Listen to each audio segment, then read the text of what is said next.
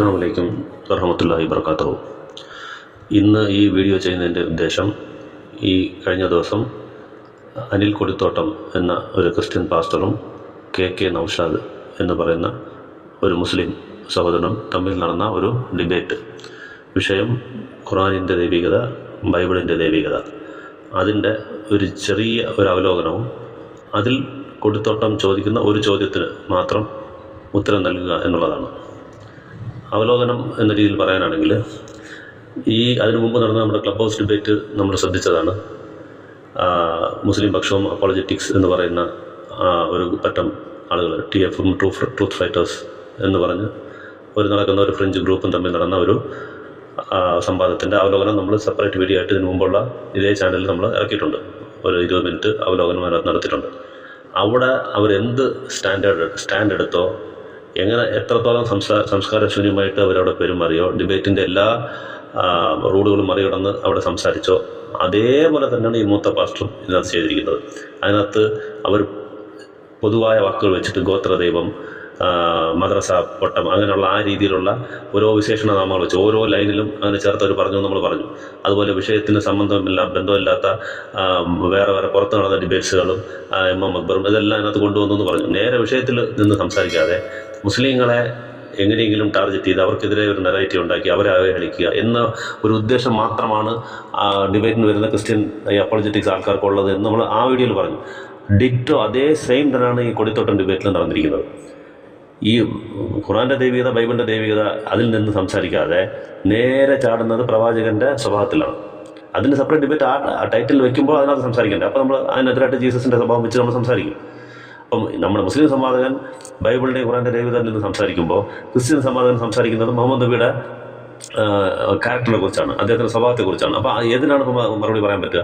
അപ്പോൾ ഇവർ ഈ ഒളിച്ചു കടത്തുക എന്നുള്ളതും പ്രവാചകനെ നിന്ദിക്കുക എന്നുള്ളതും ഡിബേറ്റിൻ്റെ ടോപ്പിക്കുമായിട്ട് ഒരിക്കലും ചേർന്ന് സംസാരിക്കരുത്, മുസ്ലിങ്ങളെ അവഹേളിക്കണം എന്നുള്ള ഒറ്റ ഉദ്ദേശം കൊണ്ട് മാത്രമാണ് മൂത്ത പാസ്റ്ററാണെങ്കിലും കുട്ടി പാസ്റ്റർമാരാണെങ്കിലും ഈ ക്രിസ്ത്യൻ സമൂഹം, ഈ ക്രിസ്ത്യൻ ഗ്രൂപ്പ്, അതായത് സാധാ ക്രിസ്ത്യൻസ്, നല്ലവരായ ക്രിസ്ത്യൻസിനെല്ലാം പറയുന്നത് ഇങ്ങനെ അപ്പോളജറ്റിക്സ് എന്ന് പറഞ്ഞ് തലയ്ക്ക് ഭ്രാന്ത് പിടിച്ച് വിഷം കയറ്റിവിട്ട് അന്യമത നിന്ദകളും ഈ നാട്ടിൽ വിഭാഗീയതയും വളർത്താനായിട്ട് മാത്രം കൊണ്ടു നടക്കുന്ന നാടിന് ഒരു പ്രയോജനം ഇല്ലാത്ത ചില ആളുകൾ, അവരാണ് ഈ കൊടിത്തോട്ടം, അനിൽകുമാർ അയ്യപ്പൻ, ട്രൂത്ത് ഫൈറ്റേഴ്സ് എന്നൊക്കെ പറഞ്ഞ് ഇവിടെ നടക്കുന്ന ആളുകൾ, ക്രിസ്തീയ വിശ്വാസ പ്രതിരോധകർ എന്നൊക്കെ പറഞ്ഞുകൊണ്ട് ഒരു ക്രിസ്ത്യാനിറ്റിക്ക് ഒരു പ്രയോജനം ചെയ്യാതെ അവർക്ക് ചീത്തപ്പേര് മാത്രം ഉണ്ടാക്കി കൊടുക്കാൻ ഉണ്ടായ ഒരു ഗ്രൂപ്പ്, അതിൽ പെടുന്ന ഒരാളാണ് ഈ കൊടിത്തോട്ടം. അയാൾ അതേപോലെ തന്നെ ചെയ്തു, പബ്ലിക്കായിട്ട് ചെയ്യുമ്പോൾ തന്നെ ഞാൻ ഖുർആൻ്റെ ദൈവികതയെക്കാട്ടി കൂടുതൽ ഇതാണ് എനിക്ക് വേണ്ടത്, അദ്ദേഹത്തിൻ്റെ ക്യാരക്ടർ പഠിച്ച ഖുർആൻ്റെ ക്യാരക്ടർ പഠിക്കുക, അത് ഞങ്ങൾക്കറിയാം അങ്ങനെ ചെയ്യണം എന്നുള്ളത്. അദ്ദേഹത്തിൻ്റെ ക്യാരക്ടർ പഠിച്ച ഖുർആൻ വരുന്നത് നേരെ വാ, ക്യാരക്ടർ സംസാരിക്കുകയാണെങ്കിൽ വാ, എടുത്തോണ്ട് വാ,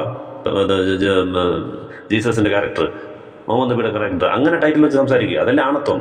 ഇതില്ല മറ്റേ പെണ്ണുങ്ങളെ പോലെ ഒളിച്ചു കിടത്തുന്ന എല്ലാ മീശയില്ലാത്തവന്മാരെല്ലാം പെണ്ണിൻ്റെ സ്വഭാവം അതേ രീതിയിൽ തന്നെയാണ് സമ്മതം കൊണ്ടുപോയിരിക്കുന്നത്. ഓക്കെ, ഇതാണ് അതിനകത്തൊരു ചെറിയ അവലോകനം. അതായത് ഇവർ ഡിബേറ്റ് ചെയ്യാനല്ല വരുന്നത്, നേരെ നിന്ന് സംസാരിച്ചാൽ പറ്റത്തില്ലെന്ന് നമുക്ക് നല്ലതുപോലെ അറിയാം. ബൈബിളും ഖുർആൻ എടുത്ത് വെച്ച് കഴിഞ്ഞാൽ ബൈബിളിൽ എടുത്ത് വയ്ക്കുന്ന ഒരെണ്ണത്തിന് പോലും അവർക്ക് ആൻസർ ഇല്ല എന്നുള്ളത് തരാൻ പറ്റത്തില്ല, നമുക്ക് നല്ലപോലെ അറിയാം. അതൊരു നമ്മളതിന് മുമ്പും ഒരു വീഡിയോയിൽ ചെയ്തിട്ടുണ്ട് ബൈബിൾ എന്താണെന്നുള്ളത്. ഇതിന് മുമ്പുള്ള ഇതേ ഒരു 3-4 ദിവസം മുമ്പുള്ള വീഡിയോയിൽ നമ്മൾ ചെയ്തിട്ടുണ്ട്. എന്താണ് ബൈബിൾ? അത് വെറും സാധാരണ ബുക്ക് മാത്രമാണ്. ആൾക്കാർ അവരായിട്ട് എഴുതി ഉണ്ടാക്കി പല പേപ്പറുകൾ തുന്നിക്കൂട്ടി ഉണ്ടാക്കി ഒരു ബുക്ക് മാത്രമാണ് അത്. അതുകൊണ്ട് അതിനകത്ത് വൃത്തികേടുകളുണ്ട്, ബ്ലൂ ഫിലിമിൻ്റെ സ്ക്രിപ്റ്റ് ഉണ്ട്, ഇങ്ങനെ മനുഷ്യന് ഒരിക്കലും പുറത്ത് പറയാൻ പറ്റാത്ത, വായിക്കാൻ പറ്റാത്ത എല്ലാ വൃത്തികേടുകളെല്ലാം എഴുതിയൊരു ബുക്കാണെന്ന് നമ്മൾ നേരത്തെ പറഞ്ഞു കഴിഞ്ഞു. അപ്പോൾ അതുകൊണ്ട് അവർക്ക് ഒരിക്കലും അതിൽ നിന്ന് സംസാരിക്കാൻ പറ്റത്തില്ല. അവർക്ക് വേണ്ടത് ഈ നമ്മൾ പ്രമാണമായിട്ട് സ്വീകരിക്കാത്ത ചില കഥകളും ചില സാങ്കല്പിക കഥകളും വെച്ചിട്ട് പ്രവാചകനെ മോശമായി ചിത്രീകരിക്കുക. അതിനൊരു അവസരമായിട്ടാണ് ഇവർ ഏത് ടോപ്പിക്കിലും ഡിബേറ്റ് എടുത്താലും ഇവർ ചെയ്തുകൊണ്ടിരിക്കുന്നത്. അതൊന്നും കൂടെ അവർ തെളിയിച്ചിരിക്കുകയാണ്. അപ്പോൾ ഡിബേറ്റ് എന്നുള്ള ഒരു കാര്യത്തിന് ഇവർ അർഹരല്ല. സമൂഹത്ത് മാന്യമായിട്ട് ഇടപെടാൻ ഒരു മാന്യത ഉള്ള ഒരു ഗ്രൂപ്പല്ല ഇവർ. വെറും മനസ്സിൽ വിഷവും മന്യമത വെറുപ്പും ക്രിസ്ത്യാനിറ്റി തകർന്നുകൊണ്ടിരിക്കുന്നതിൻ്റെ ആ ദേഷ്യവും അമർഷവും ഇസ്ലാമിനെതിരെ കാണിക്കാനും അത് അവസരം കിട്ടിയാൽ അത് കക്കി തീർക്കാനും ഉള്ള ഒരു അവസരം മാത്രമായിട്ടാണ് ഇവരുടെ ക്ലബ് ഹൗസ് പ്രോഗ്രാമുകളും അതുപോലെ ഇങ്ങനെയുള്ള സംവാദങ്ങൾ അവർ ഉപയോഗിക്കുന്നതെന്നുള്ളത് മനസ്സിലായി. ഡിബേറ്റും ഇവരുമായിട്ട് യാതൊരു ബന്ധമില്ല. അപ്പോൾ ഇതാണ് എൻ്റെ ചെറിയ അവലോകനം. ഇനി അതിനകത്ത് കൊടുത്തോളം ചോദിച്ച ഒറ്റൊരു ചോദ്യത്തിന് മാത്രം നമ്മളൊരു മറുപടി കൊടുക്കുകയാണ്. അതിനകത്ത് അദ്ദേഹം ചോദിക്കുന്നുണ്ട്, പ്രവാചകൻ്റെ നന്മകൾ 10 നന്മ അല്ലെങ്കിൽ 5 നന്മകൾ നിങ്ങൾ പറയും, അതും ഈ ഡിബേറ്റുമായിട്ട് എന്താ ബന്ധം എന്നുള്ളത് നമുക്കറിയാം. ഞാൻ നേരത്തെ പറഞ്ഞു അതിൽ യാതൊരു ബന്ധമില്ല. അത് നിങ്ങൾ ആ ടോപ്പിക്കിലിട്ട് വിളിച്ചാൽ സംസാരിക്കാം നമുക്ക്. അദ്ദേഹത്തിന് നേരെ നമ്മൾ സംസാരിച്ചിട്ട് കൊടുത്തോടെ തന്നെ നേരെ ക്ലബ് ഹൗസിൽ വിളിച്ചിട്ടുണ്ട്, വാ ഞങ്ങളുടെ റൂമിൽ വാ, ഞങ്ങൾ പറഞ്ഞുതരാം എന്താണ് നിങ്ങൾ പ്രവാചകനെക്കുറിച്ചുള്ള ആക്ഷേപങ്ങൾ നിങ്ങൾ പറയാം, ഓരോന്നായിട്ട് പറയാം, മറുപടി പറയാം. അല്ലല്ല നിങ്ങൾ റിവ്യൂ വന്ന് നിങ്ങൾ എന്തെങ്കിലുമൊക്കെ പറയാം, എനിക്കറിയാമെന്ന് പറഞ്ഞിട്ട് അദ്ദേഹം അവിടെ നിന്ന് ഒഴിഞ്ഞു മാറി. ഓക്കെ, അപ്പം ഇവർക്ക് ആൾക്കാരുടെ ഇടയിൽ മോശം പരിചയത്തിലിരിക്കുക എന്നുള്ള മാത്രമായിരുന്നു ഇവരുടെ ഉദ്ദേശം. ഓക്കെ, ഇപ്പോൾ ചോദിച്ചു 5 നന്മകൾ എന്താണ്. എന്നിട്ട് പുള്ളി അതിനകത്തൊരു കണ്ടീഷൻ വയ്ക്കുന്നുണ്ട്.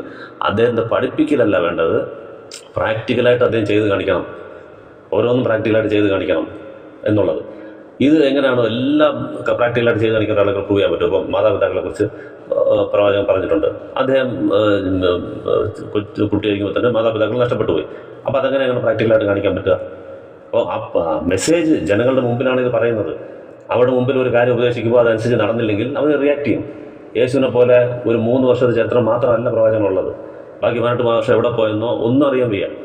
3 വർഷം മാത്രം എന്തെങ്കിലും പറഞ്ഞിട്ടിപ്പോൾ ആർക്കും പറ്റും, നിങ്ങൾ അങ്ങനെ ചെയ്യണം, ഇങ്ങനെ ചെയ്യണം, അയൽക്കാരെ സ്നേഹിക്കണം, അല്ലെങ്കിൽ ഒരു ചെറുടത്ത് അടിച്ചാൽ മറ്റേ കാണിച്ചിരുന്നത് അവിടെ രക്ഷപ്പെട്ട് 3 വർഷത്തിനകത്ത് ആർക്കും ഇങ്ങനെ പറഞ്ഞിട്ട് പോകാൻ പറ്റും. പക്ഷെ അതും ചെയ്തതെന്നുള്ളത് നമുക്ക് നോക്കാം, അത് പിന്നീട് നോക്കാം. അതനുസരിച്ചാണോ അദ്ദേഹം ആ 3 വർഷമെങ്കിലും ജീവിച്ചതെന്നുള്ളത് നമുക്ക് പിന്നെ നോക്കാം.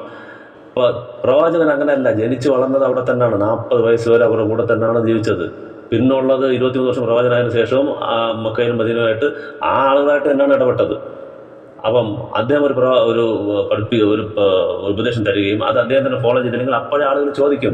യഹൂദന്മാരുണ്ട് അവിടെ, അദ്ദേഹത്തെ എതിർക്കുന്ന ആൾക്കാരുണ്ട്, അപ്പോഴേ ചോദിക്കും ഇത് പറഞ്ഞ കണക്കല്ല നടക്കുന്നത് എന്നുള്ള വിമർശനം അപ്പോഴേ വരും. അപ്പോൾ അതുകൊണ്ട് വെറുതെ പഠിപ്പിച്ചാൽ മാത്രം പോരാ എന്ന് പറയുന്നതിനകത്ത് യാതൊരു ലോജിക്കും ഇല്ല. അദ്ദേഹത്തിൻ്റെ വായിൽ നിന്ന് വന്നിട്ടുണ്ടെങ്കിൽ അത് അദ്ദേഹം അങ്ങനെ തന്നെ ഫോളോ ചെയ്തിട്ടുണ്ട് എന്നുള്ളത് അതിൽ നിന്ന് തന്നെ മനസ്സിലാക്കാം. അപ്പോൾ അദ്ദേഹത്തിൻ്റെ ഉപദേശം എടുത്താൽ തന്നെ നമുക്ക് മതി അദ്ദേഹം അത് ഫോളോ ചെയ്തെന്ന് കാണിക്കാം. പക്ഷേ കൊടുത്തതിന് അത് പറ്റത്തില്ല. അത് പറ്റത്തില്ല, പ്രാക്ടിക്കലായിട്ട് ചെയ്ത് കാണിക്കും. ഇതേപോലെ ഒരു വികലമായ ഒരു വാദം വേറെ ഇല്ല. അപ്പോൾ എത്രത്തോളം പേടിക്കുന്നു നോക്കും. ഉപദേശം എടുത്ത് കൊടുത്തു കഴിഞ്ഞാൽ ക്രിസ്ത്യാനിറ്റി 7000 വരത്തില്ല ഇസ്ലാമിൻ്റെ ഉപദേശമായിട്ട്. ഒരു ചെറിയൊരു കറുപ്പ് ബുക്കിനകത്ത് തുന്നി കിട്ടിയതേ ഉള്ളൂ ഇസ്ലാമിൻ്റെ അതൊക്കെയുള്ളത്. അതായത് ഇസ്ലാമിനുള്ളത് എത്ര ഹദീസുകളാണ്, എത്ര ഉപദേശങ്ങളാണ്, മനുഷ്യൻ്റെ സമസ്ത മേഖലയിലും കവർ ചെയ്യുന്നതിനുള്ള പഠിപ്പിക്കലാണ് എല്ലാം ഉള്ളത്. അതിനകത്തിലാണ് നിങ്ങൾ വിമർശിക്കാൻ നോക്കുന്നത്. ഇത്രയും ഉണ്ട് ടെക്സ്റ്റ്. നിങ്ങൾക്ക് ടെക്സ്റ്റ് ഒന്നുമില്ല, ആകണം 3 വർഷത്തെ ജീവിതം വെച്ചിട്ടാണ്. അതിൽ തന്നെ നിങ്ങൾ പറഞ്ഞതിൻ്റെ 10 ഇരട്ടി ഞങ്ങൾക്ക് വിമർശിക്കാൻ പറ്റും, യേശുവിനെയും നിങ്ങളുടെ ബൈബിളിനെയും. അപ്പം നേരെ ചൊവ്വ കാര്യങ്ങൾ നോക്കാതെ എങ്ങനെയെങ്കിലും കബളിപ്പിച്ച് ചെയ്യുക എന്നുള്ളത് അപ്പോൾ നിങ്ങൾ പ്രാക്ടിക്കലായിട്ട് തന്നെ കാണിക്കുന്നത്. ഞങ്ങൾ പ്രാക്ടിക്കലായിട്ട് തന്നെ കാണിക്കും. ഞങ്ങൾക്ക് കാണിക്കാൻ പറ്റും, പക്ഷെ നിങ്ങൾക്ക് പറ്റത്തില്ല. നിങ്ങൾ ഒരു അല്പം മാന്യത ഉണ്ടായിരുന്നെങ്കിൽ യേശുവിൻ്റെ ഒരു ഗുണം പറഞ്ഞിട്ട് ഇത് ചോദിച്ചിരുന്നെങ്കിൽ പിന്നെ ഒരു ആശ്വാസം ഉണ്ടായിരുന്നു. ഇതാണ് ഞങ്ങളുടെ യേശുവിൻ്റെ ഒരു ഗുണം, ഇതുപോലെ നിങ്ങളൊന്ന് കാണിച്ചതാണ്. ഒരെണ്ണം കാണിക്കാൻ പറ്റുമോ നിങ്ങൾക്ക്? പറയുന്നത് പോട്ട് പ്രാക്ടിക്കലായിട്ടൊന്നും കാണിക്കാൻ പറ്റുമോ? ഇപ്പം യേശു പറയുന്നു ഒരു ചെവിടത്തെ അടിച്ചാൽ മറ്റേ ചെവിടം കാണിച്ചു കൊടുക്കണം. യേശു എവിടെ ചെയ്തിട്ടുള്ളത്? എവിടെ ചെയ്തിട്ടുണ്ട്? അയ്യോ, യഹൂദന്മാരെ അവസാനം കൊല്ലാനായിട്ട് ഓടിച്ചിട്ട് പിടിക്കുകയാണ് ചെയ്തത്.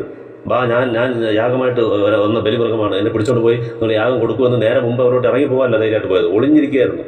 പടയാളികൾ വന്ന് പിടിച്ചുകൊണ്ടാണ് പോയത്. അപ്പം പിന്നെ ചെവിടത്തും അടിക്കും, മുഖത്തും അടിക്കും, തുപ്പും എല്ലാം ചെയ്യും. അത് നിസ്സഹായനാവസ്ഥയാണ്. അതേസമയം പ്രവാചകന്റെ കാര്യം എടുത്ത് നോക്കുക. പിന്നീട് പറയാം. അദ്ദേഹത്തെ രാജാധികാരി ചക്രവർത്തിയായിരുന്നപ്പോൾ ഒരു യഹൂദ സ്ത്രീ കൊല്ലാൻ നോക്കി, വിഷം കൊടുത്ത്. പക്ഷേ കൊല്ലാൻ പറ്റിയിട്ടില്ല. എന്നിട്ട് യഹൂദ സ്ത്രീ വല്ലതും ചെയ്തോ? വെറുതെ വിടുകയാണ് ചെയ്തത്, ഒന്നും ചെയ്തിട്ടില്ല. അതാണ്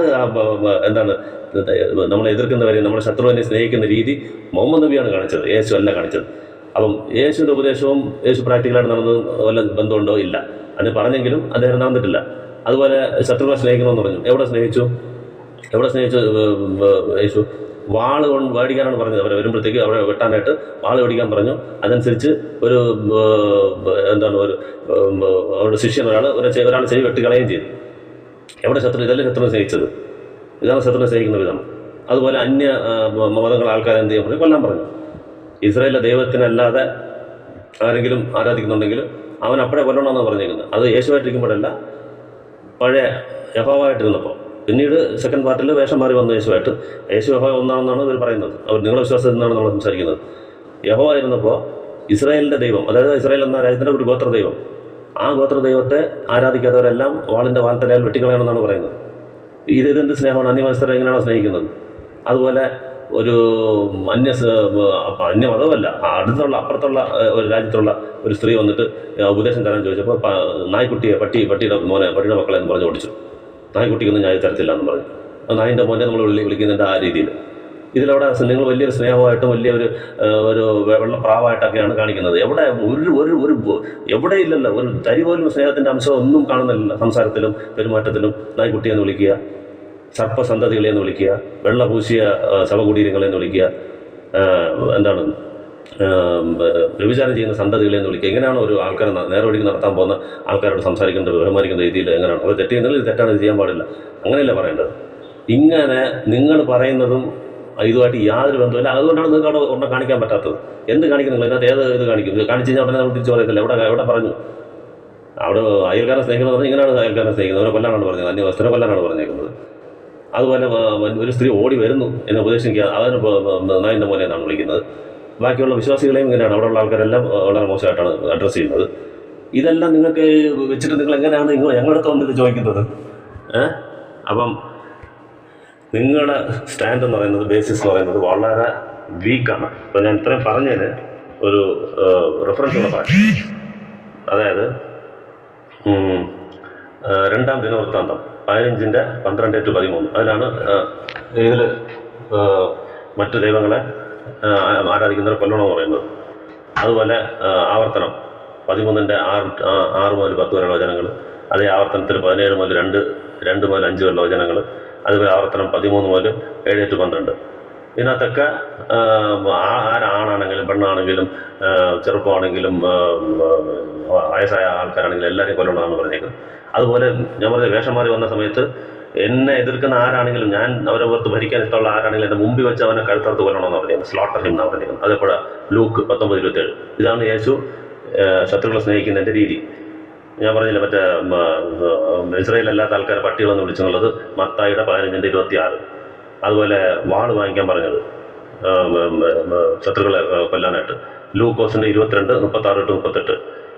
വാള് വെച്ചിട്ട് അവിടെ ഒരു ശിഷ്യൻ ഒരാളുടെ ചെവി മുറിക്കുന്നുണ്ട്. അത് യോഹന്നാൻ 18:10-27. സർപ്പസന്തതികളെന്ന് വിളിച്ചത് മത്തായിയുടെ 12:34. പിന്നെ വെള്ളടിക്കപ്പെട്ട ശവകുടികളെന്ന് വിളിക്കുന്നത് മത്തായിയുടെ 23:27. പിന്നെ വ്യഭിചാരം ചെയ്യുന്ന തലമുറ എന്ന് വിളിക്കുന്നത് മത്തായിയുടെ 16:4. ഇങ്ങനെ ഒരു ക്യാരക്ടർ പോലും കാണിക്കാൻ പറ്റാതെ നിങ്ങൾക്ക് ഇങ്ങോട്ട് വന്ന് ചോദിച്ചു കഴിഞ്ഞാൽ ഞങ്ങൾ കാണിക്കാം, ഓരോന്നും കാണിക്കും ഞങ്ങൾ. അപ്പം അതാണ് അടുത്തത് അതിന് മറുപടിയായിട്ട് പറയുന്നത്. ഇത് ആമുഖമായിട്ട് പറഞ്ഞതേ ഉള്ളൂ. യേശുവിൻ്റെ ഒരു ഇതുപോലും കാണിക്കാൻ പറ്റാതെ, അത് പറഞ്ഞ ഉപദേശം ഇതുമായിട്ട് യാതൊരു ബന്ധമില്ലാത്ത ഒരു ബുക്കും കയ്യിൽ വെച്ചിട്ട് നിങ്ങളൊന്ന് നമ്മളോട് സംസാരിക്കാൻ വന്നു കഴിഞ്ഞാൽ നിങ്ങൾക്ക് ഈ അടുത്തങ്ങ് എത്താൻ പറ്റത്തില്ല. ഇനി ഇൻഷാ അല്ലാഹ് ഇതിനെ തുടർന്ന് പ്രവാചകൻ്റെ നിങ്ങൾ ചോദിച്ചതിന് ഉത്തരവായിട്ട് എന്തൊക്കെയാണെന്നുള്ളത് നമുക്ക് കാണാൻ ഇൻഷാ അല്ലാഹ്.